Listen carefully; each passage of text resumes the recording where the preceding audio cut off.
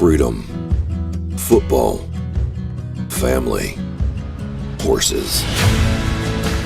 Words synonymous with Vought and this great nation. Vought may be international now, but it was American first. Born from the hands of hard-working men and women just like you, who know the value of an honest day's labor. Vought is more than a company. It's a testament of what Americans can do together. Today, we salute the real heroes. The ones who keep this country safe and sound by cracking open an ice-cold turbo rush for the big game. To freedom, to football, to family, to horses. Voilà l'exemple parfait d'un brand manifesto. Une manière pour une marque de décrire ses valeurs et sa mission. Un condensé de storytelling qui va lui permettre de créer un lien émotionnel avec sa cible pour la captiver et générer une forme de magnétisme vers elle. Celui qu'on vient de voir, c'est celui de l'entreprise fictive Vought International, de la série trash The Boys. Un faux brand manifesto qui ressemble trait pour trait à des pubs corporate de vraies marques. Un spot promotionnel plutôt original pour une série de super-héros et assez loin des teasers classiques de Marvel ou DC Comics. Ici, aucune scène de combat ou de grand méchant qui veut conquérir le monde, non.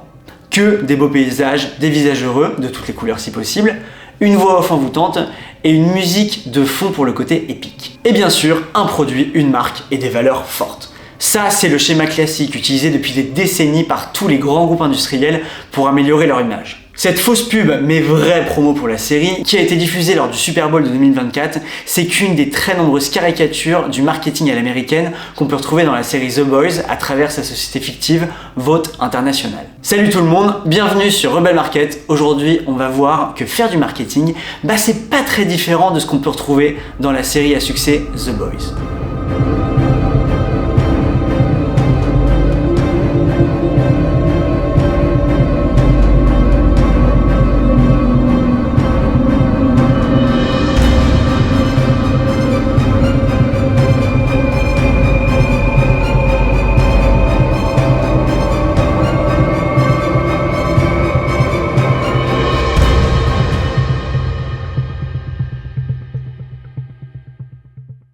Pour remettre un peu de contexte, The Boys c'est une série créée et diffusée par le géant Amazon sur sa plateforme de streaming. Dans les grandes lignes, la série elle met en scène des super-héros tous plus tarés les uns que les autres avec des meurtres, des viols, des partous qui finissent mal et j'en passe. Bref, la série elle a pour ambition de proposer une vision trash et décalée de la hype autour des super-héros d'Hollywood. Mais la vraie trame de fond de The Boys, c'est sa critique d'une certaine Amérique.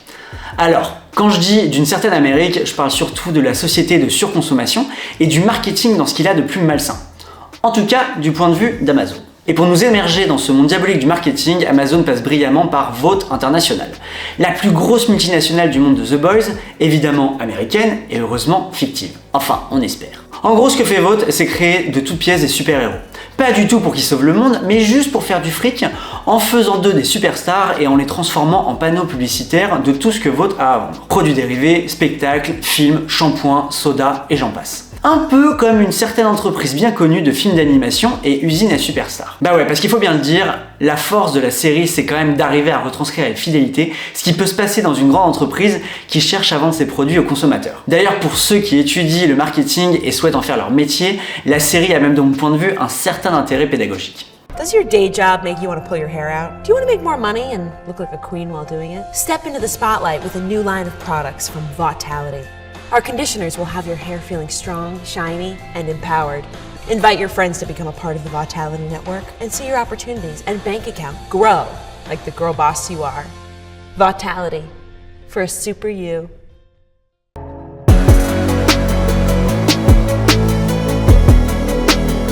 La première mission d'un marketeur dans n'importe quelle entreprise, c'est de connaître sa cible, ses consommateurs et leurs attentes. Concrètement, c'est ce que font les employés de Vought en segmentant la population américaine en différents groupes avec des aspirations et des caractéristiques propres. Dans la série, on peut clairement distinguer les LGBT, les Afro-Américains, les croyants un peu intégristes, les suprémacistes blancs et ainsi de suite. Bref, que des catégories complètement distinctes, mais qui se retrouvent quand même autour d'un point commun, le patriotisme américain et le besoin de sécurité. Des attentes auxquelles les super-héros peuvent facilement répondre. À partir de là, pour Vought, il lui reste plus qu'à proposer des super qui plaisent chacun à un segment bien particulier, quitte à faire en sorte que le super-héros devienne un vulgaire produit qu'on peut modeler ou designer à sa guise. She's gay. And it's okay. It's Powerful. She's more than just a superhero now. She is a symbol. Representation matters. She's #Brave Maeve. You are two proud lesbians. You know Maeve is bi, right? Yeah, you know what? I just feel like lesbian is a bit of an easier sell, a bit more cut and dry. Now, for Elena, Maeve. You're gonna love it. Yeah. Why am I part of the show? we are going with a polished, tailored look. That looks like menswear. Pew Research shows that two feminine women in a relationship sends a problematic message. Yeah, this isn't Penthouse Forum. Americans are more accepting of gays when they're in a clear-cut gender role relationship. Sur cet extrait, on peut voir l'équipe marketing de Vought expliquer à la super-héroïne Queen Maeve et à sa petite amie comment elles vont maintenant devoir s'habiller pour correspondre à l'image stéréotypée de deux femmes en couple. L'idée étant tout simplement de coller aux idées reçues de la plupart des Américains et de s'assurer que l'image qu'elles vont renvoyer soit acceptable d'un point de vue commercial. Alors même si ça peut prêter à sourire en se disant que c'est débile et en pensant qu'aucun consommateur n'a envie de voir des stéréotypes à l'écran, dans la réalité, le marketing repose souvent sur la caricature. C'était très vrai il y a d'ailleurs quelques décennies avec typiquement les pubs d'électroménager de l'époque qui avaient pour habitude de montrer une caricature de la femme au foyer et de son mari qui vient juste à la maison pour se foutre les pieds sous la table. Bon, pas sûr que c'était si caricatural que ça, mais bon. Et même si aujourd'hui les marques font de plus en plus attention à ça, il y a encore quelques loupés, comme ici avec Airbnb qui fait clairement des clichés une de ses pubs. L'homme rationnel va utiliser ses revenus Airbnb pour construire son entreprise, alors qu'une femme les utilisera, elle, pour faire du shopping. Et même si honnêtement je trouve pas ça très grave, voire même un peu drôle, c'était quand même un peu con de la part des communicants d'Airbnb. Bref, chez Vought, les stéréotypes c'est la base même du marketing, avec des super-héros très segmentés. Le beau gosse idiot pour plaire aux adolescentes, désolé, ça c'est un peu stéréotypé, l'afro-américain dépassant ses limites et brisant le plafond de verre, la jeune fille gentille, vierge mais sexy quand même pour plaire aux croyants, à l'image d'une certaine Britney Spears, et enfin le cliché du sauveur américain musclé et aux dents blanches pour les trumpistes en mal de patriotisme. Un portefeuille assez large pour plaire au plus grand nombre et ne jamais essouffler la machine à cash. Entre nous, un peu la méthode Marvel avec les films Black Panther ou Shang-Chi clairement destinés aux minorités, en moins caricatural que dans The Boys, évidemment. Mais même si ces films étaient plutôt bons, l'objectif commercial, il était clairement pas innocent. Bref, une fois que le super-héros il est choisi pour répondre au code de son segment de marché, on va lui écrire une histoire. Un storytelling qui parlera à la cible, qui résonnera en elle et lui permettra de se reconnaître dans le super-héros. Là, c'est le meilleur moyen pour engager une cible et la pousser à l'acte d'achat. Now, small town Iowa girl, unexpected child prodigy, is chosen for the seven. Destiny knocks on the girl next door's door, and she answers to fight for truth and justice side by side with her The heroes. Big Apple is rough. Tumble, it's got worms, muggers and rapists and thieves. Oh my, Dorothy is not in Kansas anymore. Or Iowa. Poor girl gets knocked around, something fierce kicked while she's down. So what does she do? Does she cry in her milk? Does she quit? No way! She adapts! She transforms! Embraces her feminine strength. Goodbye, Yellow Brick Road! And hello, Starlight! Là, c'est typiquement l'exemple d'un storytelling construit de toutes pièces à partir de pas grand chose. Stella, qui vient d'être recrutée chez Vought, vient d'une petite ville de campagne loin de New York avec juste l'envie de faire le bien. Et l'équipe marketing de Vought va transformer ça en l'histoire d'une jeune fille naïve, pleine de rêves qui se voit confrontée d'un coup aux réalités d'une grande ville. La violence, la solitude, bla bla bla. Et elle va petit à petit prendre son envol, s'émanciper, devenir forte et s'adapter. En fait, un message féministe et émancipateur à destination des adolescentes des petites villes américaines qui pourront d'un coup s'identifier à travers Stella. Alors bien sûr, pour faire l'exercice de storytelling jusqu'au bout, Vought met les moyens et porte en général ses histoires à travers des films aux messages très subtils, des documentaires et ainsi de suite. Bon, et une fois qu'on a le bon modèle de super-héros et que le segment qu'on a ciblé est bien convaincu par le produit, ou le super-héros, on peut l'exploiter à fond en lui vendant tout et n'importe quoi, en lui disant « achète ça et tu verras, tu pourras accéder à un peu de ton idéal ».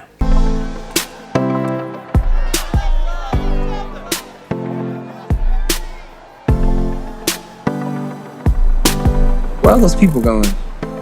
There's a protest down the street. I think I'm gonna go check it out. A-Train, where are you going? Almost ready to shoot. This is important.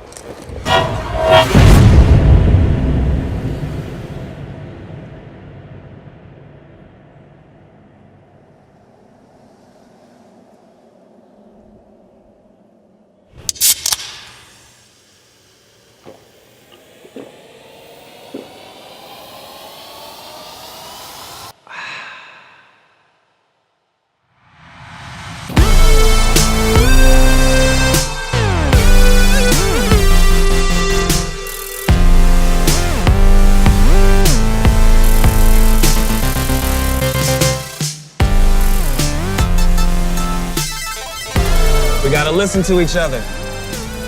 A-Train's Turbo Rush Energy Drink.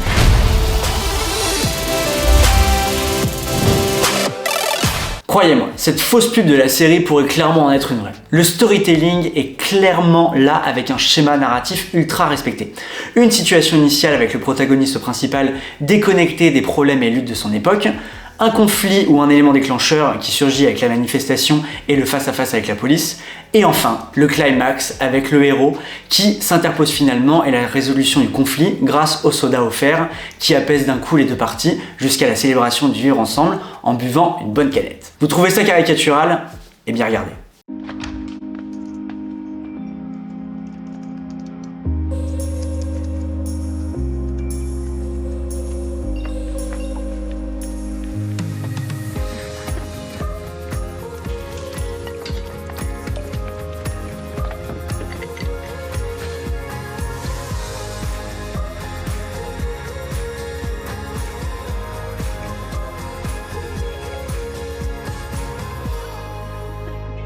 Le même schéma narratif, avec une situation de départ négative du fait de la frustration de la jeune fille voyant son père déconnecté de sa famille à cause de son ordi, puis la fin de la frustration de cette même jeune fille lorsque son père se reconnecte enfin à elle grâce à la bouteille de coca. Là, l'idéal véhiculé n'est pas le vivre ensemble, mais juste la connexion des individus grâce au soda.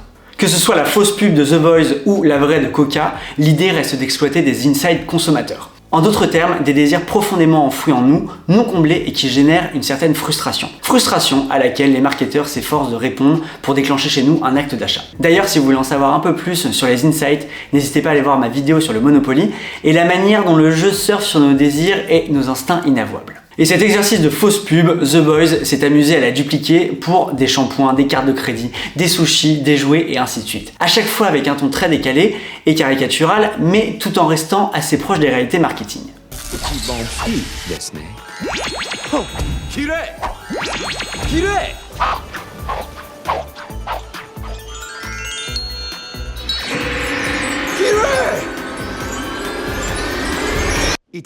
C'est d'ailleurs à se demander si les équipes marketing d'Amazon sont pas derrière les scénaristes de la série pour les aider à écrire. D'ailleurs, pour aller encore plus loin, Amazon est allé jusqu'à créer des vrais comptes votes sur les réseaux. YouTube, Insta, Twitter, en relayant des fausses publications, des fausses publicités, affiches, news sur l'entreprise et ainsi de suite. En cumulé, c'est quand même presque 3 millions de personnes qui suivent ces comptes. Une super pub pour une série qui dénonce la surconsommation et la manipulation des masses. Une satire d'ailleurs un peu cynique quand on pense que cette série, elle est elle-même produite par une entreprise souvent accusée des dérives qu'elle dénonce.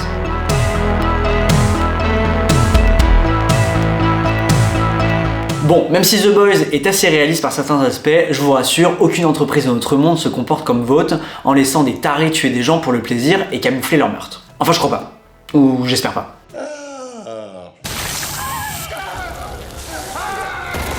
Mais ça fait pas non plus d'Amazon qui produit la série une entreprise parfaite non plus. Au-delà de ses services de qualité incontestables, Amazon a malgré elle cette image de multinationale faisant partie des GAFAM. Google, Amazon, Facebook, Apple, Microsoft. Qui, dans l'esprit des gens, sont là pour diriger le monde, contrôler nos données, nous espionner et nous manipuler. Sans compter les nombreux scandales qu'une boîte de la taille d'Amazon peut traverser. Conditions de travail, gaspillage de marchandises neuves, accusations d'espionnage, bref, le cliché du grand méchant capitaliste Big Brother. Au final, un peu comme Vought International dans The Boys. Mais du coup, pourquoi une boîte comme Amazon, dont l'activité est basée sur la surconsommation de trucs qui viennent de l'autre bout du monde, va prendre le risque d'aller produire une série qui dénonce justement la société de consommation? C'est clairement se mettre en danger. A priori, on pourrait se dire que pour améliorer son image, Amazon ferait mieux de nous proposer des pubs du type Brand Manifesto comme Vought pour nous clamer ses valeurs et sa mission, et on se dirait tous « Ah ouais, en fait, ils sont gentils chez Amazon !» Bah ouais, mais non. Parce qu'en fait, ça marche plus. Aujourd'hui, n'importe quel humain voit tellement de messages publicitaires dans une journée qu'il est de plus en plus immunisé contre les messages vantant des produits parfaits et des entreprises gentilles. Franchement, le décryptage d'une pub pour quelqu'un qui est matraqué du matin au soir, il est bien plus facile qu'à l'époque où il y avait seulement 3 chaînes de télévision. Et c'est encore plus vrai aujourd'hui avec nos chers téléphones qui sont des panneaux publicitaires de poche, mais avec lesquels on peut au moins en partie détourner notre regard ou carrément scroller. C'est d'ailleurs à cause du scrolling ou du zapping que les entreprises doivent trouver des moyens détournés pour capter l'attention du public tout en passant leur message. Et là, clairement, l'autodérision peut aider à non seulement faire marrer les gens, du coup à rester dans leur tête, mais surtout à se donner un côté humain et accessible auprès de sa cible. En gros, favoriser l'engagement de son audience en jouant la carte de l'authenticité et l'humilité. Aujourd'hui, l'un des rois de l'autodérision en publicité, c'est Burger King. Soit dans sa guerre contre McDo en jouant l'outsider décalé face au leader du marché, ou alors dans ses campagnes en reprenant carrément des mauvais commentaires de clients sur internet et en leur répondant directement en expliquant que demain ils feront mieux, car oui, aujourd'hui, c'est pas encore nickel. Une manière de dire avec humilité, oui, nous ne sommes pas parfaits, mais bon, c'est pas bien grave, et au moins on vous fait marrer tout en vous offrant un bon burger. L'autodérision, c'est ce qui explique pourquoi une énorme boîte capitaliste qui dirige limite le monde en sachant tout sur nous, prend le risque de faire une série mettant en scène une entreprise mégalo au possible, voulant elle aussi diriger le monde. Et même si Amazon est beaucoup plus subtile dans son approche, elle joue clairement cette carte de l'autodérision avec The Boys. À travers une multinationale diabolique comme Vought, Amazon se moque d'elle-même et de son image auprès du public. Comme Burger King en utilisant directement les mauvais commentaires de ses clients, Amazon se montre humble et clame haut et fort, nous ne sommes pas parfaits, mais au moins nous en avons conscience et on va essayer de changer ou de limiter au maximum notre impact s'il est négatif. Authenticité, humilité, engagement, adhésion, combo gagnant. Sans compter qu'avec Vought, c'est pas seulement d'elle-même qu'Amazon se moque, c'est de toutes les autres grandes entreprises qui peuvent la concurrencer de près ou de loin. Google, Meta, Uber et d'autres, avec la manipulation des données, l'espionnage, le matraquage publicitaire ou carrément l'ingérence dans la vie politique. Ou encore Disney avec son Star System qui a rendu fou plus d'un artiste, ou bien sûr Marvel, propriété là encore de Disney avec la super-héros mania et toute la surconsommation qu'il y a autour. C'est un coup de maître d'Amazon avec un message derrière tout ça, regardez, moi mon autocritique, je la fais. Par contre les autres, c'est pas encore ça. Et enfin, quoi de mieux qu'une œuvre artistique regardée par des millions de personnes à travers le monde pour clamer ses valeurs et ses opinions politiques haut et fort. The Boys est clairement pas neutre politiquement avec une dénonciation très forte de Trump. Bon, là par contre, je trouve que c'est une dénonciation qui est très bien pensante, donc pas très courageuse et avec un manque cruel de subtilité selon moi. Au programme, inclusivité, féministe, dénonciation des partis de droite, des mouvements suprémacistes et j'en passe. Bref, une série progressiste à l'image de la société qui l'a produit. Et le Graal, il arrive lorsque les médias conservateurs américains dénonce la série en disant qu'elle est wokiste. Les showrunners de la série entrent alors dans le débat en expliquant que oui, le gros taré avec une cape qui bute tout le monde, c'est Donald Trump.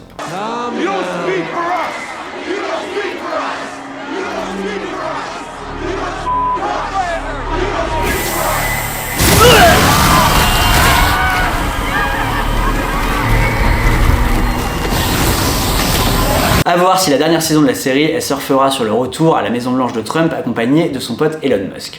En tout cas, ce sera sûrement une belle manière pour Amazon de défendre ses valeurs bien pensantes face au pouvoir fasciste. Enfin, si d'ici là, son créateur Jeff Bezos ne retourne pas sa veste, comme d'autres au sein de la Silicon Valley ou à Hollywood.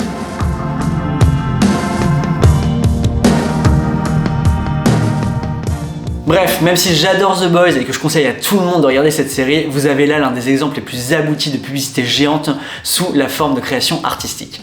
Amazon est une entreprise cool et responsable parce qu'elle dénonce. Et même si tout ça, c'est juste mon analyse personnelle de la série, j'ai vraiment du mal à imaginer que les gars chez Amazon ils aient décidé de produire et de proposer un truc comme ça sur leur plateforme en toute innocence. Après, même si The Boys est une forme de publicité, ça révèle au moins une chose importante. On peut difficilement capter l'attention du public et lui vendre des choses si on n'a pas un message inspirant et un bon produit. The Boys, ça reste une excellente série, super bien produite, qui, si on s'amuse pas à avoir du marketing partout, est quand même hyper cool à regarder. Si la série elle avait été nulle avec un message mal construit, ce serait plutôt contre-productif pour Amazon. Là, comme elle pousse le bouchon très loin de l'humilité avec le bon humour, bah ça passe super bien et c'est quand même beaucoup plus viral qu'un truc comme ça. Avec chaque tasse, nous cherchons à créer un café de la plus haute qualité. Avec chaque tasse, nous contribuons à protéger ce qui est précieux, réduisant nos impacts à travers les multiples possibilités de recyclage. Parce qu'avec chaque tasse, nous transformons le rituel du café en un engagement. Nespresso. What else? Et voilà, c'est la fin de cette vidéo. Je vous avoue que je me suis bien amusé à l'écrire et à essayer de transposer mon métier de marketeur dans une série aussi barrée que The Boys. Et si vous aussi vous avez passé un bon moment en la regardant et que vous voulez en voir d'autres, bah laissez-moi un commentaire, un like et même abonnez-vous à Rebelle Market. Merci et à bientôt.